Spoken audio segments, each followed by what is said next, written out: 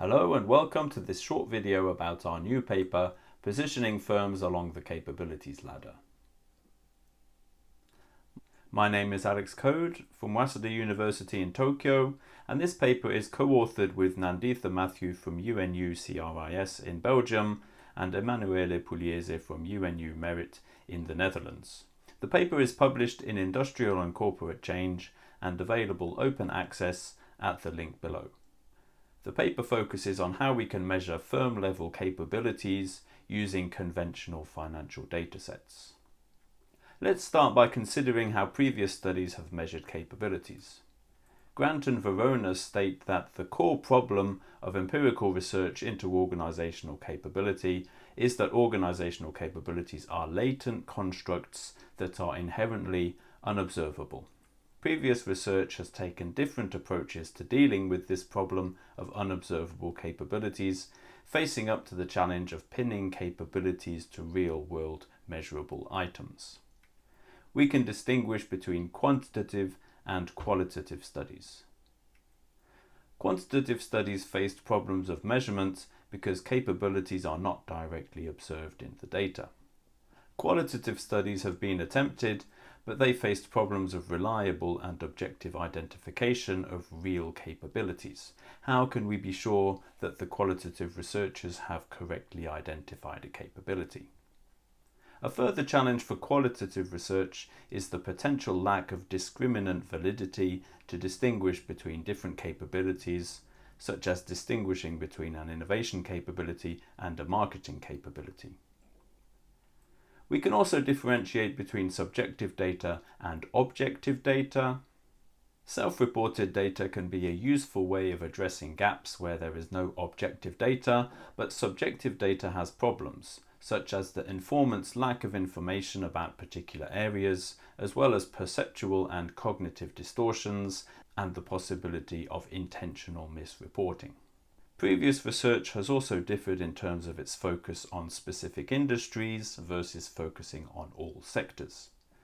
Daniels 2016, for example, takes an industry-specific approach and constructs a rich dataset by checking the backgrounds of individual respondents to be sure about their knowledge. Chatterjee 2017 focuses on the global software services sector, using rich data on employee scores in a company's internal exams. In our paper, we measure capabilities using a quantitative approach with objective data and providing results for all sectors. There are different ways of thinking about measuring capabilities, as shown in this table, which draws on two examples. A violin playing capability is not directly observable, but there are ways that could gather information about a violin playing capability. Similarly for R&D capabilities, they are not directly observable, but there are ways to collect data on R&D capabilities. The input approach tries to measure capabilities by collecting evidence on investment in a capability.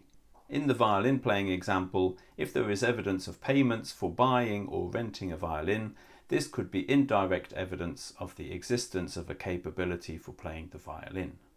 In the case of R&D, previous literature has taken positive amounts of investment in R&D as indirect evidence of an R&D capability.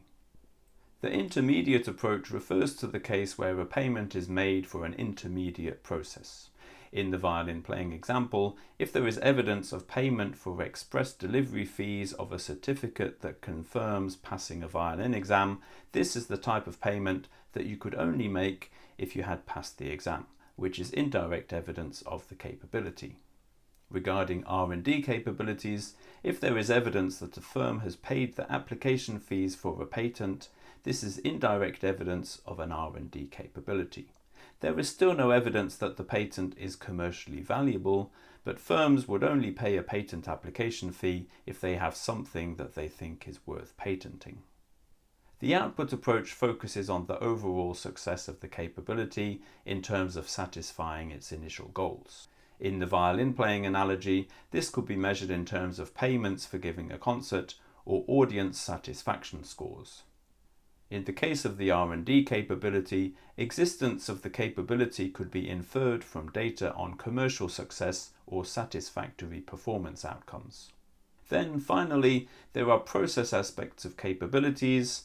Firms have different ways of doing things. Maybe we don't even care about the different ways in which the capability is expressed, as long as the outcomes are at least minimally satisfactory and consistent with a firm's profit-seeking strategy. Our paper focuses mainly on measuring capabilities in terms of inputs, although we also measure capabilities in terms of intermediate indicators such as patent applications. An initial purposive allocation of resources into capability development is a generally useful proxy for actual capabilities. While ability to perform is fundamentally unobservable, it can only manifest itself through the deployment of material resources. In our approach, buying a violin would be taken as evidence of a violin playing capability. Not everyone who buys a violin has a violin playing capability. Nevertheless, their expenditures on this item suggest that they genuinely seek to develop a violin playing capability. In our baseline statistical analysis, continuing with the violin playing analogy, we do not distinguish between how much is being spent on violins or on the quality of the violins, but merely spending a positive amount on violins is taken as evidence of a violin playing capability.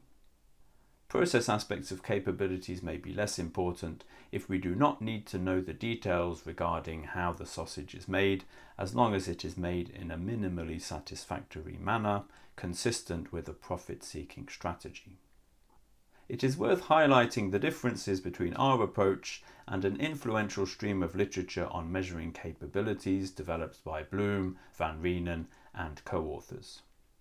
While Bloom and Van Reenen focus on subjectively reported data from telephone interviews, our approach is to take objectively measured data that corresponds to the actual commitment of resources by firms to certain expenditure areas. While Bloom and Van Reenen collect data using telephone interviews, which is relatively costly, our data comes from balance sheet data and financial reports, which are widely available data sources. While Bloom and Van Reenen focus on measuring management capabilities, our approach measures capabilities in various areas such as innovation, internationalization, IT, and distribution networks. Another important distinction is that Bloom and Van Reenen do not sort capabilities into a hierarchy, whereas we do. We consider that some capabilities are easier and some are more advanced, which aligns with the capability escalator view from Serrera and Maloney of the World Bank. According to this capabilities escalator view, an increasing level of economic development is associated with more advanced capabilities, from basic production capabilities to technological adoption capabilities to invention capabilities. In this view, some activities are prerequisites for others, and we can speak of nestedness. Our paper applies a data-driven algorithm to sort various firm-level activities into a hierarchy. The intuition of the algorithm is as follows. We can measure the fitness of firm I in terms of the total set of activities that it can do. Then we can measure the complexity of activity C by considering that an activity is complex if not many firms can do it, and also that an activity is complex if only high fitness firms can do it. The algorithm then delivers a sorted hierarchy of activities and firms after a number of iterations. To begin with, we take a look at the raw data going into our algorithm. The data in this figure have not yet been sorted. We have a total of 47 activities that are in 7 broad groups, corresponding to production activities, technological adoption activities, and so on. These 7 activities are in the legend on the right of the figure. We ask whether some activities are simpler than others. To investigate this, we rearrange the rows of this figure, where rows will be sorted according to the difficulty of the activities, and we rearrange the columns of this figure, where the columns will be sorted according to firms' relative fitness. A few words on our data. We analyze the well-known Prowess database on Indian firms. Firms in this database account for 70% of industrial output, 75% of corporate taxes, and greater than 95% of excise taxes in India. And we merge this with PatStat data for patent data and end up with 44,971 firms over the period 2000 to 2020, with 441,000 observations overall. In our baseline analysis, we take a binary variable for whether firms invest in an area. The reasoning is that reaching a rung on the capabilities ladder matters more than the amount of spending or weight of the firm on that rung. We have data on 47 firm activities that can be put into 7 groups: production capabilities, technological capabilities, innovation, basic managerial and organizational capabilities, internationalization, environment and social amenities, and IT and communication. After applying the algorithm to our data matrix, we end up with a triangular matrix with some gaps in the solid triangle. We observe significant nestedness. There is a non-random ordering of activities, and these activities are organized in a hierarchy. Taking a broad overview, we distinguish 3 steps. The first step corresponds to relatively basic activities such as managerial and production capabilities, internet access capabilities, and basic communication. The second step emphasizes activities related to internationalization and absorptive capacity. Then the third step corresponds to the relatively advanced activities of product innovation, patenting, mergers and acquisitions, and environmental policies. This figure shows how the complexity of groups and activities change over time. In general, production activities, shown by the red line, have a relatively low complexity. Innovation activities, shown by the dark blue line at the top, are relatively advanced, high complexity activities corresponding to high-level capabilities. ICT capabilities, shown by the yellow line, have seen their relative complexity fall over the observed time period as ICT has diffused from becoming relatively rare among firms before 2005 to becoming more widespread by 2020. This figure goes more in depth regarding the dynamics of the hierarchy of activities over time. Some activities such as borrowing money, owning land and buildings, and managing a fleet of transport vehicles are relatively low complexity activities. Other activities such as patenting and engaging in acquisitions are relatively high complexity activities. It is interesting to see evidence of reshuffling of activities in the hierarchy over time. This figure investigates the association between the relative position of firms in the capabilities ranking on the horizontal axis and firm size on the vertical axis. There is a positive relationship overall, although this flattens out at the level of more advanced capabilities. Our advice to laggards would be this: the way forward is relatively easy to see by adopting best practice from other firms. Our advice to small firms would be that to improve your position in the capabilities ranking, you should grow larger. We observe a positive correlation between firm size and capabilities, although this fades after a size of around $5 million. In further analysis, we observe that higher capability firms grow faster and that higher capabilities only help survival for lower complexity capabilities. It seems that capabilities only enhance survival at the lower rungs, perhaps because higher rungs correspond to riskier activities. This figure looks at the association of capabilities and firm age.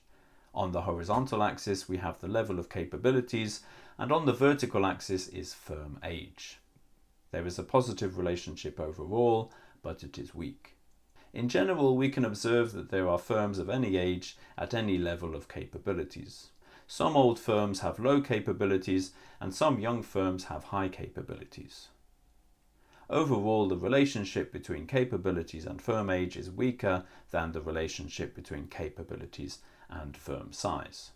So, to conclude, our paper puts forward a novel method for quantifying and ranking firms in terms of their capabilities. Lower rungs of the capabilities ladder correspond to basic managerial and production capabilities. Mid-level rungs correspond to internationalization and acquiring absorptive capacity, and higher level rungs are less clearly ordered. We can also see some changes over time. For example, ICT used to be an advanced high complexity activity, but it has now become a more fundamental lower level rung. We find evidence that firms with higher capabilities have higher growth rates. Capabilities are positively linked to survival at the lower rungs of the capabilities ladder, but at the higher rungs, capabilities do not enhance survival. Robustness analysis shows that our results are not sensitive to dichotomization thresholds. And potential policy implications of our paper are that capabilities could be taken as a prerequisite for policy support. For example, policy support could be targeted to firms with a minimum level of capabilities, such as providing export assistance only for firms with a website, or providing R&D grants conditional on firms already having a patent. So that's it for today. Thank you for watching and have a nice day.